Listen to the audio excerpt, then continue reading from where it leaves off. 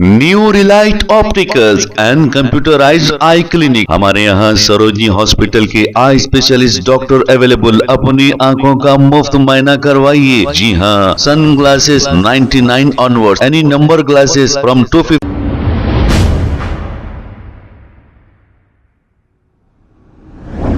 अस्सलाम वालेकुम नाजरीन, 7H न्यूज सच को रखे आपके आगे। ये जो ट्रैफिक जाम मंजर देख रहे हो आप, याकुतपुरा बड़ा बाजार का ये मंजर है। अब जहां भी ट्रैफिक जाम होती है, आपने अक्सर देखा होगा यहाँ पर ट्रैफिक कांस्टेबल या ट्रैफिक के ओहदेदार नहीं होते, क्योंकि ये आपके हाल पे छोड़ दिए हैं। हाँ, अगर आप बगैर हेलमेट जा रहे हैं तो पीछे से छुप छुप कर ये आपकी जरूर फोटो लेते हैं। अगर आप रॉन्ग साइड जा रहे हैं तो आपकी ये फोटो जरूर लेते हैं और आपको चालान करते हैं। लेकिन जहां भी ट्रैफिक जाम होती वहां ट्रैफिक पुलिस वाले मौजूद नहीं होते। आइए देखते हैं ये रिपोर्ट।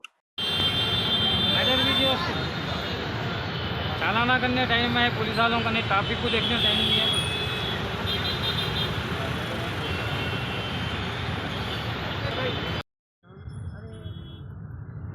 एक से चार अपनी बोले तो समझ नहीं आता। तो जनरल बोला